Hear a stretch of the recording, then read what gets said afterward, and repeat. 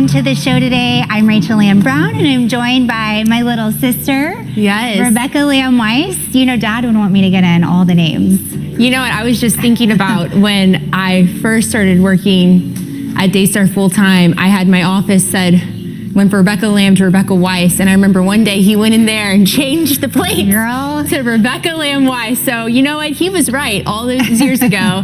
He knew what he was doing, keeping the name, and we're gonna keep the three names strong. Yeah, that's right. And man, the girls are back. Hey, when was the last time we hosted together? Do you remember the first time we hosted? No, do you? It was together. And really? We hosted together. Do you remember who the guest was? I do, but her name is like escaping my... What I saw was a confusing mix of casual conversation, lifestyle content, subtle fundraising pushes, and a whole lot of talk about family, but almost nothing centered on Jesus. And that's the issue that I can't ignore. Before we dive deep into the conversation, take a brief moment to like, share, and subscribe to the channel. Now let's watch the clip again, and you can also share your thought. Hello everyone, and welcome to the show today. I'm Rachael Brown, and I'm joined by my little sister, Rebecca Weiss. You know, Dad would want me to get in all the names. You know what? I was just thinking about when I first started working at Daystar full time. I had my office went from Rebecca Lamb to Rebecca Weiss, and I remember one day he went in there and changed the plate to Rebecca Lamb Weiss. So you know what? He was right all those years ago. He knew what he was doing, keeping the name, and we're gonna keep the three names strong. Yeah, that's right. And man, the girls are back. Hey, when was the last time we hosted together? Do you remember the first time we hosted? No, do you? It was together. And really? We hosted together. Do you remember who the guest was? I do, but her name is like escaping my mind. I would say like we should have him pull the footage, but I'm afraid what we look like in that footage, so we'll just let that live back there. It's been a while, but we're excited to come into your home today. We have a great guest today, don't we? Yes, someone that we know well. Well, today's guest brings an inspiring message centered on restoring the heart of the home and equipping families to heal and grow with purpose. Stay tuned, because Carla Shellis is here to show us how cooking together can nurture stronger family bonds and create a deeper connection at the table. We're super excited for Carla to be here. Yep. I believe she's probably going to teach me a thing or two, because I am not the best cook. I would say Rebecca's probably a better cook. Actually, Jonathan Weiss is probably the best cook in the family. Yeah, you know, he is a solid cook.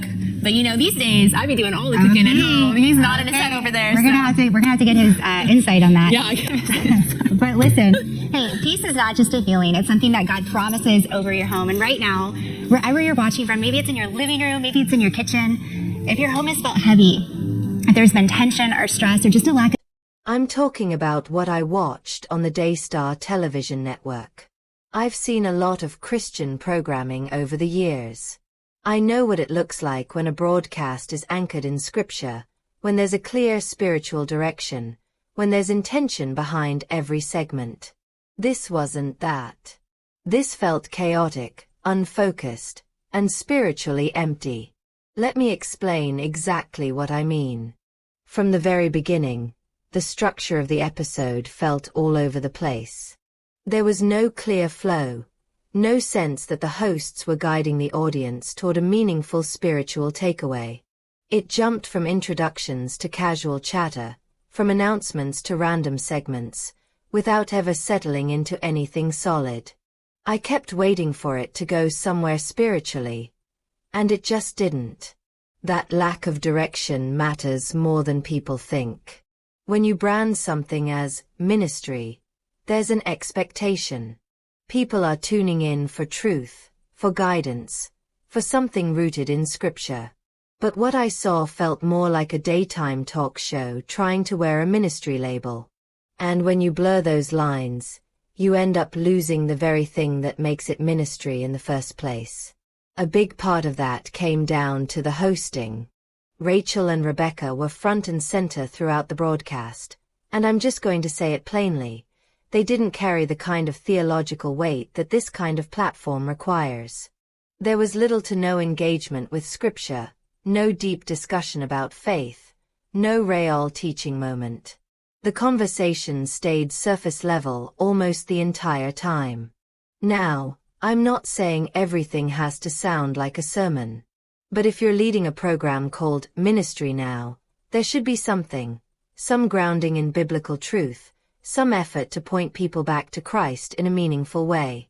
Instead, What we got was light conversation, personal anecdotes, and a tone that felt more lifestyle-focused than spiritually driven. And that brings me to what really stood out: the cooking segment. At one point, the broadcast shifted into the kitchen, and suddenly the focus became food. Recipes, cooking tips, casual banter about who can cook and who can't. It went on for a long stretch. And look, I'm not against cooking segments. There's nothing wrong with practical, everyday content. But when that becomes the main attraction in something that's supposed to be ministry, we've got a problem. Because here's the reality. That segment took up more time and attention than any meaningful discussion about Jesus. Think about that. A cooking demonstration had more presence in a ministry broadcast than the gospel itself. That's not just a programming choice. That's a reflection of priorities. And while all of this was happening, there was another pattern that kept repeating: calls to action. Over and over again, viewers were encouraged to call the prayer line, submit requests, get involved, give. And again, let me be clear, there's nothing inherently wrong with offering prayer support or asking for donations. Ministries need resources to operate. But it's about balance. When those prompts show up constantly, especially in a broadcast that already lacks depth, it starts to feel less like ministry and more like a system designed to drive engagement and collect information. Phone numbers, emails, contact details, it all feeds into a larger structure. And I can't ignore how intentional that feels. That's where it starts to raise real questions for me. Are we truly prioritizing spiritual care, or are we building a database of supporters? Because when the strongest, most consistent message in a broadcast is call in or connect with us, but the weakest part is actual teaching, that imbalance says a lot. There was one part of the program that could have gone deeper. A guest who shared her journey from being out of church to finding connection through online content. And honestly, that's a real story. A lot of people today are stepping away from traditional church settings and turning to digital spaces for community. I get that. I see it happening everywhere. But here's the thing. When online platforms become the primary source of spiritual guidance, the responsibility increases. You're not just entertaining anymore. You're shaping people's understanding of faith. And if what they're getting is shallow, inconsistent, or incomplete, that has real consequences. That's why I take this so seriously. Another thing that stood out to me was how the program leaned into certain themes, especially around Israel and politics. Now, I understand the biblical significance of Israel. I'm not dismissing that. But the way it was presented felt less like teaching and more like signaling. Like, hey, we believe what you believe, we're on your side. And that kind of messaging. It builds connection, but it can also blur the line between faith and ideology. When you start appealing to people based on shared political or cultural views instead of grounding everything in scripture, you shift the foundation. And I see that happening more and more. But let me tell you what really hit me. The language.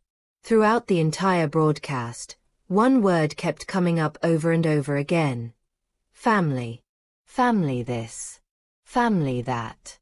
Your family, our family, building family, protecting family. It was constant. And again, there's nothing wrong with valuing family.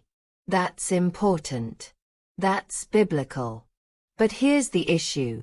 Jesus was barely mentioned. Think about that for a second. A full-length ministry broadcast, and the central figure of Christianity, the foundation of the faith, was almost completely absent from the conversation.